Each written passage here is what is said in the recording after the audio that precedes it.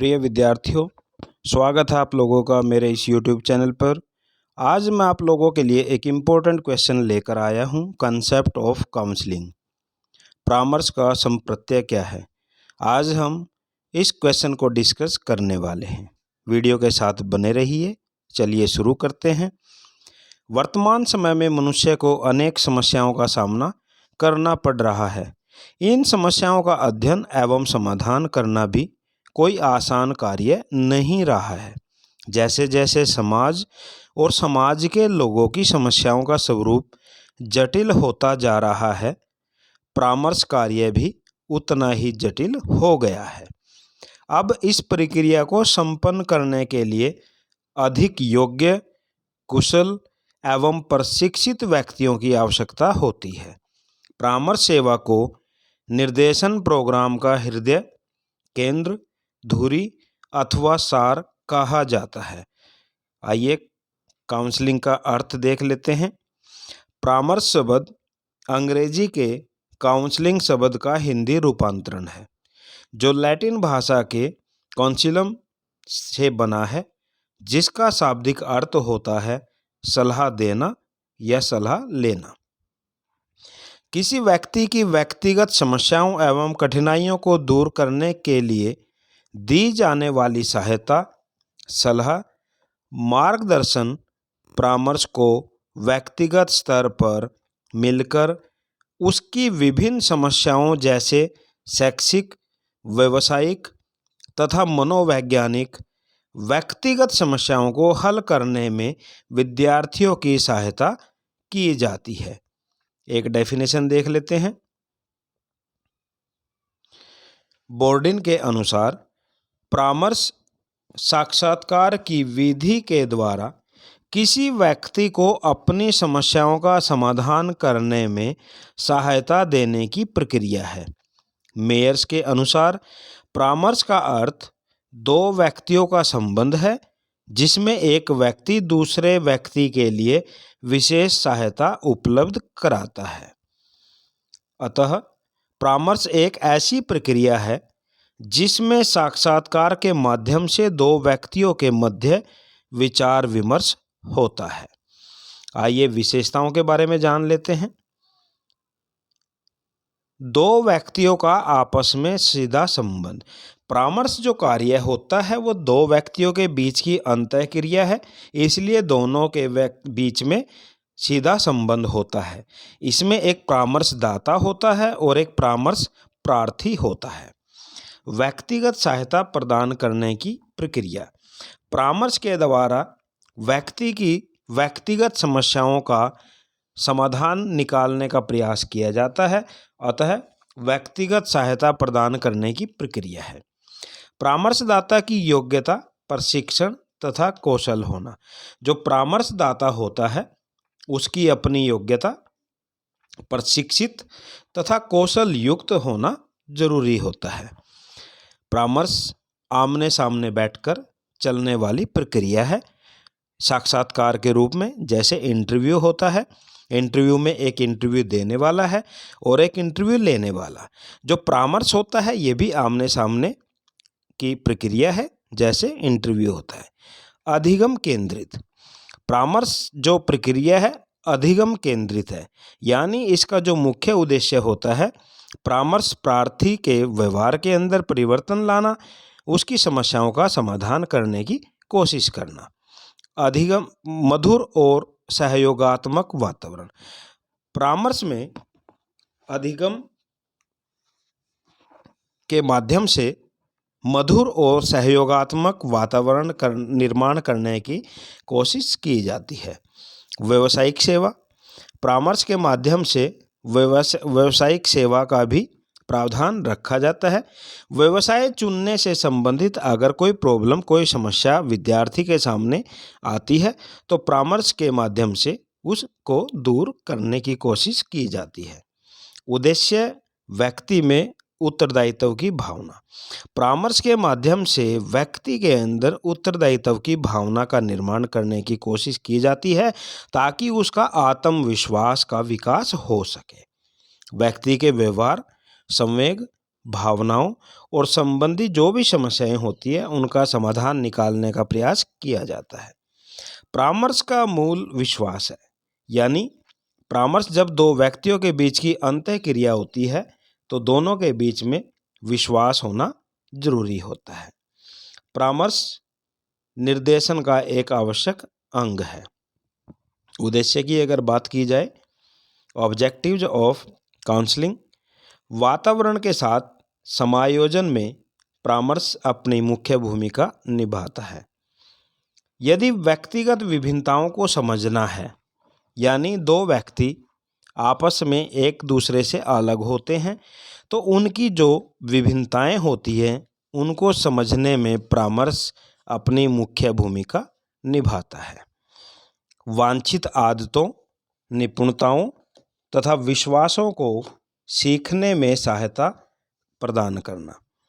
यदि विद्यार्थी के सामने कोर्स के उचित चयन में कोई प्रॉब्लम आती है तो परामर्श के माध्यम से कोर्स के चयन में सहायता प्रदान की जाती है। छात्रों की सफलता के लिए महत्वपूर्ण जो भी बातें होती हैं उनकी जानकारी देने के लिए परामर्श की सहायता ली जाती है। समस्याओं का समाधान करना परामर्श का मुख्य कार्य होता है। शैक्षिक और व्यावसायिक चुनावों की योजना बनाने में भी परामर्श अपनी भूमिका निभाता है। पारस्परिक संबंध स्थापित करना, एक दूसरे जैसे परामर्शदाता और परामर्श प्रार्थी दोनों के बीच की अंतःक्रिया होती है तो दोनों के बीच में पारस्परिक संबंध स्थापित करने की कोशिश की जाती है। आत्मज्ञान में सहायता करना और सामाजिक सामंजस्य में अपनी भूमिका निभाना। परामर्श के सिद्धांत के बारे में जान लेते हैं। परामर्श के मुख्य सिद्धांत हैं: मधुर संबंध स्थापित एवं कायम करना, यानी एस्टेब्लिश एंड मेंटेन रैपोर्ट। परामर्श का जो प्रथम सिद्धांत है, परामर्शदाता परामर्श जो प्रार्थी के साथ में मधुर संबंध स्थापित करता है। परामर्शदाता परामर्श लेने वाले का विश्वास बनाए रखने का प्रयत्न करता है, क्योंकि यदि परामर्श प्रार्थी को परामर्शदाता का पूरा विश्वास नहीं है तब समस्या का समाधान नहीं हो सकता। तो पूरा विश्वास होने पर ही समस्या का समाधान निकालने की कोशिश की जाती है। परामर्श लेने वाले को स्वतंत्रता पूर्वक बोलने दें। Let the client talk freely. परामर्शदाता को चाहिए कि वह ऐसे वातावरण का निर्माण करे जिसमें परामर्श प्रार्थी स्वयं को सहज महसूस करे, अपने हृदय की बात, अपने दिल की बात आसानी से कह सके। आलोचना न करे, डोंट क्रिटिसाइज। परामर्श लेने वाले को सहानुभूतिपूर्वक और प्रेम पूर्वक सुनना चाहिए, न कि आलोचना करनी चाहिए। परामर्श लेने वाले से वाद विवाद न करें, डोंट आर्ग्यू विद क्लाइंट। परामर्शदाता को परामर्श लेने वाले से बहस नहीं करनी चाहिए, क्योंकि बहस करने से परामर्शदाता और परामर्श प्रार्थी के बीच मधुर संबंध स्थापित नहीं हो पाते, अपने दिल की बात नहीं कही जाती और समस्याओं का समाधान नहीं खोजा जा सकता। अच्छे श्रोता बने, बी ए गुड लिसनर। परामर्श का यह मुख्य और महत्वपूर्ण सिद्धांत है कि यदि परामर्शदाता परामर्श प्रार्थी की बात ध्यानपूर्वक नहीं सुने तो परामर्श का औचित्य ही समाप्त हो जाएगा। संवेगात्मक आवश्यकताएं समझना, अंडरस्टैंड इमोशनल नीड्स। कुछ व्यक्ति संवेगात्मक रूप से कमजोर होते हैं, अर्थात वे बहुत जल्द भावनाओं में बह जाते हैं। परामर्शदाता को परामर्श देते समय परामर्श प्रार्थी की भावनाओं का ध्यान रखना चाहिए। नेक्स्ट आ जाता है, प्रार्थी के वार्तालाप को संदर्भ में समझें, यानी treat the conversation of the client in its context. इस सिद्धांत का अर्थ है परामर्श प्रार्थी की कही हुई बातों के भाव को समझें, यानी परामर्श प्रार्थी वास्तव में जो कहना चाहता है उस भाव को समझना आवश्यक होता है। प्रार्थी द्वारा बीच में छोड़ी गई बात की ओर ध्यान दें। Be aware of what the client omits और tries to say but can't say. परामर्श प्रार्थी अपनी समस्या बताते हुए बात का कुछ भाग छोड़ने की कोशिश करता है। इस बात का विशेष ध्यान रखा जाना चाहिए कि उसकी कोई भी बात ना छूटे। पूरी बात को सुनने का प्रयास करें ताकि प्रॉब्लम का सॉल्यूशन किया जा सके। उचित समय पर बोलें, अर्थात प्रश्न पूछें। टॉक और ask questions only at appropriate time. परामर्शदाता को जरूरत के अनुसार ही बोलना चाहिए। उसे परामर्श प्रार्थी को बोलने के लिए प्रोत्साहित करना चाहिए। प्रजातांत्रिक आदर्शों के सम्मान का सिद्धांत। Principle of respect towards democratic principles. प्रजातंत्र में सभी व्यक्तियों के अधिकारों का सम्मान किया जाता है। व्यक्तिगत विभिन्नता के साथ साथ सबको एक समान समझा जाता है। यही परामर्श का सिद्धांत भी है। अधिगम का सिद्धांत। यह परामर्शदाता और परामर्श प्रार्थी दोनों के ही अधिगम के सिद्धांत को स्वीकार करता है। और व्यक्ति के प्रति सम्मान का सिद्धांत। प्रत्येक व्यक्ति को रिस्पेक्ट की आवश्यकता है। Principle of respect of individual. व्यक्ति का सम्मान करना और सभी प्रकार के परामर्श इस सिद्धांत को मानते हैं। आइए परामर्श के प्रकार के बारे में जान लेते हैं। Types of counselling. परामर्श लेने या देने के अपने अपने ढंग, अपने अपने तरीके होते हैं तथा परामर्श प्रक्रिया में परामर्शदाता व परामर्श प्रार्थी की अलग अलग स्थितियां और भूमिकाएं होती हैं। उनका अपना अपना योगदान रहता है। समस्या का समाधान करके उसे अपने निर्णय स्वयं लेने योग्य बनाना होता है। परामर्श का मुख्य वर्गीकरण उसके स्वरूप के आधार पर होता है। ये 3 तरह से हो सकता है। निर्देशीय परामर्श। निर्देशीय परामर्श यानी डायरेक्टिव काउंसलिंग, जिसमें परामर्शदाता को पूर्ण महत्व दिया जाता है। अनिर्देशीय परामर्श नॉन डायरेक्टिव काउंसलिंग, परामर्श प्रार्थी को अधिक महत्व। समन्वित परामर्श इलेक्ट्रिक काउंसलिंग, दोनों को समान महत्व। यानी समन्वित जो परामर्श होता है उसमें परामर्शदाता और परामर्श प्रार्थी दोनों को समान महत्व दिया जाता है। निर्देशीय परामर्श। सबसे पहले हम करते हैं डायरेक्टिव काउंसलिंग। इसका जो समर्थक रहा है E.G. विलियमसन, इस विधि का प्रमुख समर्थक है। निर्देशीय परामर्श की विधि परंपरागत और प्राचीन है। इसे परामर्शदाता केंद्रित, परामर्श समस्या केंद्रित परामर्श भी कहा जाता है। जैसे ही नाम से ही पता चल पाता है, इस प्रकार के परामर्श में परामर्शदाता द्वारा परामर्श लेने वाले को उसकी समस्याओं को सुलझाने, उसका विकास करने तथा व्यवहार में सुधार लाने जैसी बातों को लेकर क्या करना चाहिए क्या नहीं, ऐसे निर्देश दिए जाते हैं। तो निर्देशीय परामर्श में ये होता है। विशेषताएं क्या हैं? परामर्शदाता केंद्रित, यानी जो परामर्शदाता होता है, निर्देशीय जो परामर्श है डायरेक्टिव काउंसलिंग के अंदर परामर्शदाता केंद्र में रहता है। बौद्धिक पक्ष पर विशेष बल दिया जाता है। परामर्श का केंद्र बिंदु समस्या होती है। परामर्शदाता अधिक ज्ञानवान, जानकार और सुलझा हुआ व्यक्ति होता है जो परामर्श प्रार्थी के सर्वांगीण विकास में सहायता प्रदान करता है। परामर्श हमेशा स्वेच्छा पर आधारित होता है। परामर्श तभी जब स्वयं समस्या हल न हो, यानी परामर्श तभी दिया जाता है जब स्वयं से समस्या हल न हो पा रही हो। समस्या समाधान में व्यवहारिक उपायों की तलाश की जाती है। स्टेप्स के बारे में जान लेते हैं। सोपान कौन कौन से हैं, स्टेप्स कौन कौन से हैं। सबसे पहले विश्लेषण, एनालिसिस, विश्लेषण के अंतर्गत परामर्शदाता व्यक्ति से सही जानकारी प्राप्त करने के लिए अनेक स्रोतों के द्वारा उनके आधार पर सामग्री एकत्रित करता है। विश्लेषण के बाद ही वह जान पाता है कि समस्या वास्तव में है क्या। संश्लेषण, सिंथेसिस, द्वितीय सोपान में संकलित आधार सामग्रियों को क्रमबद्ध, व्यवस्थित और संक्षेप में प्रस्तुत किया जाता है, जिससे परामर्श प्रार्थी के गुण, न्यूनता, समायोजन, कुसमायोजन की स्थितियों का पता लगाया जा सकता है।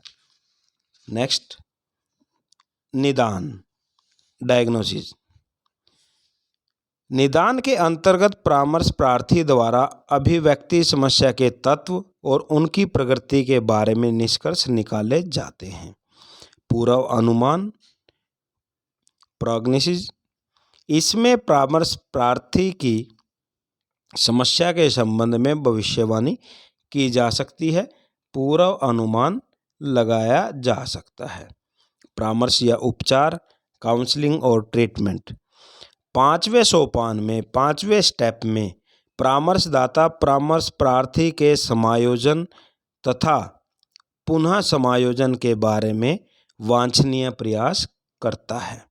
अनुवर्तन, फॉलोअप, इसमें परामर्श प्रार्थी की नई समस्याओं के पुनः घटित होने की संभावनाओं से निपटने में सहायता की जाती है। लाभ देख लेते हैं।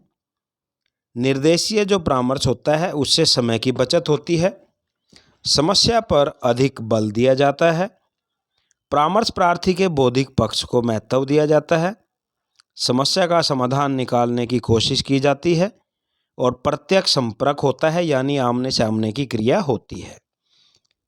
लिमिटेशंस, सीमाएं, निर्भरता, इसमें जो परामर्श प्रार्थी होता है परामर्शदाता के ऊपर निर्भर हो जाता है। विकास का अभाव रह जाता है, विकास नहीं हो पाता क्योंकि उसकी जो अभिवृत्तियां हैं या उसके अनुभव हैं उनका विकास नहीं हो पाता। भविष्य के प्रति सचेत, परामर्शदाता परामर्श प्रार्थी को भविष्य की गलतियों के प्रति सचेत नहीं कर पाता। गलत परामर्श की संभावना बनी रहती है। सभी समस्याओं के लिए परामर्श उपयुक्त नहीं होता। पहल करने की क्षमता का अभाव रहता है। स्व विश्लेषण में वृद्धि नहीं हो पाती। नेक्स्ट आ जाता है अनिर्देशीय परामर्श, नॉन डायरेक्टिव काउंसलिंग।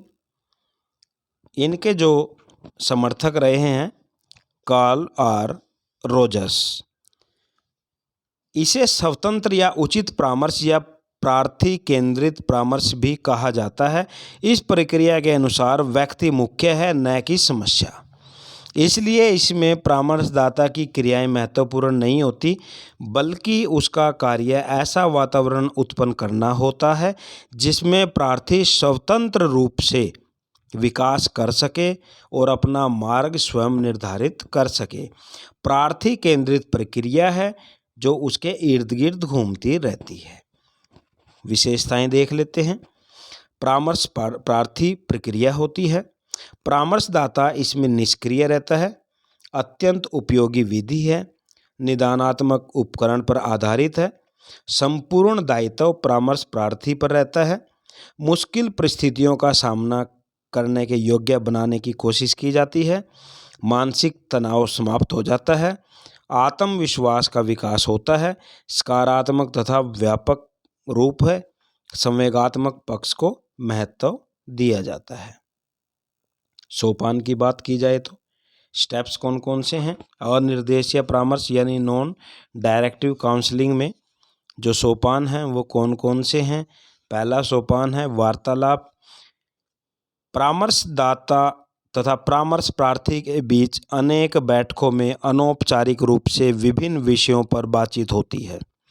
बातचीत का मुख्य उद्देश्य परस्पर सौहार्द की भावना को स्थापित करना होता है, जिससे प्रार्थी बिना किसी संकोच के अपनी बात को कहने के लिए मानसिक रूप से तैयार रहते हैं।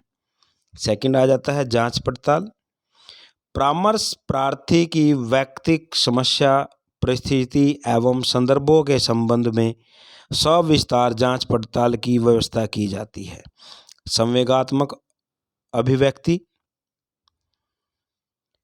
परामर्श प्रार्थी की व्यवस्थाओं, भावनाओं, मानसिक तनावों को अभिव्यक्त करने हेतु उसे अवसर प्रदान करना ही इस सोपान का मुख्य उद्देश्य होता है।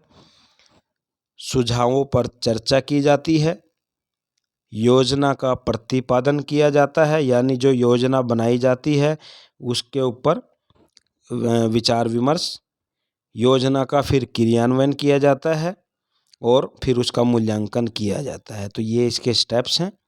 लाभ के बारे में जान लेते हैं। योग्यता का विकास। जब परामर्श प्रार्थी केंद्रित होता है तो योग्यता का विकास होता है, परीक्षणों से मुक्ति मिल जाती है, संवेगात्मक समस्या का हल निकालने की कोशिश की जाती है और निश्चित प्रक्रिया है। सीमाएं देख लेते हैं। लिमिटेशंस। मनोविश्लेषणात्मक नहीं है। समस्या की उत्पत्ति के कारणों का निदान नहीं हो पाता। समस्या स्पष्ट करने में असफल। समस्या समाधान मौखिक रूप से नहीं हो पाता। परामर्शदाता की भूमिका सीमित होती है। थर्ड आ जाता है समन्वित परामर्श।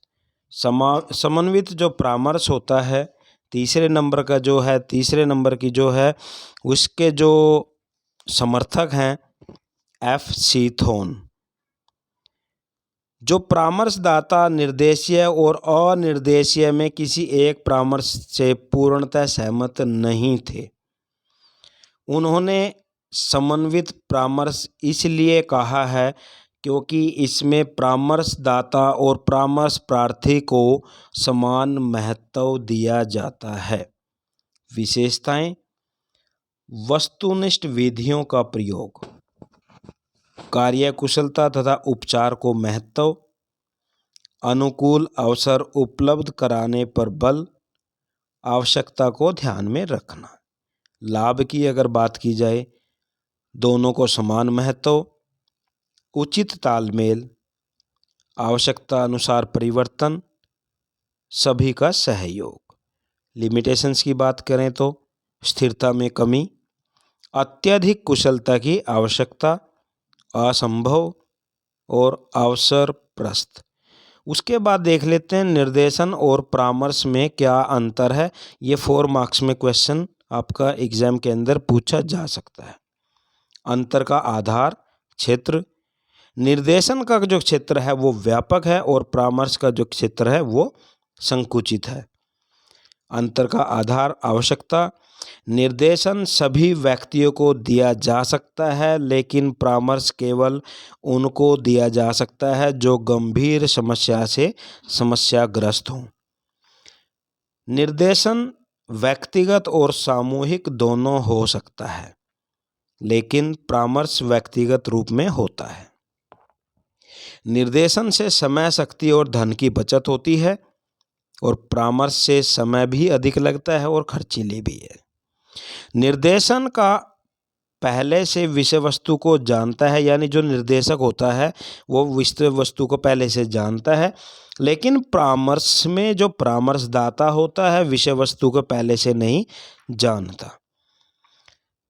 निर्देशन में साक्षात्कार आवश्यक नहीं है, जबकि परामर्श में साक्षात्कार आवश्यक होता है। निर्देशन चिकित्सीय नहीं है, परामर्श चिकित्सीय होता है। निर्देशन निरंतर और जीवन भर चलने वाली प्रक्रिया है। परामर्श तभी होता है जब उसकी आवश्यकता होती है। मुख्यतः शैक्षिक और व्यावसायिक समस्याओं से संबंधित निर्देशन होता है और संवेगात्मक और समायोजनात्मक समस्याओं से संबंधित परामर्श होता है। परामर्शदाता के गुण कौन कौन से होते हैं? Qualities of a counsellor. Counsellor की जो बुद्धि होती है वो अच्छी होनी चाहिए। नेतृत्व की भावना उसके अंदर होनी चाहिए। नैतिकता उसके अंदर होनी चाहिए। स्वास्थ्य और व्यक्तिगत रूप से रंग रूप में वो अच्छा होना चाहिए। कर्तव्यनिष्ठ होना चाहिए। समायोजन में अपनी भूमिका निभाने वाला होना चाहिए उसके अंदर परामर्श देने का विशिष्ट कौशल होना चाहिए। आपस में पारस्परिक संबंध स्थापित करने की योग्यता होनी चाहिए। उसके अंदर फ्लेक्सिबिलिटी भी होनी चाहिए कि समय अनुसार कहीं पे परिवर्तन करने की आवश्यकता है तो वो परिवर्तन भी किया जा सकता है। निर्णयात्मक संबंध यानी निर्णयात्मक गुण उसके अंदर होना चाहिए। शैक्षिक पृष्ठभूमि से संबंध रखने वाला होना चाहिए।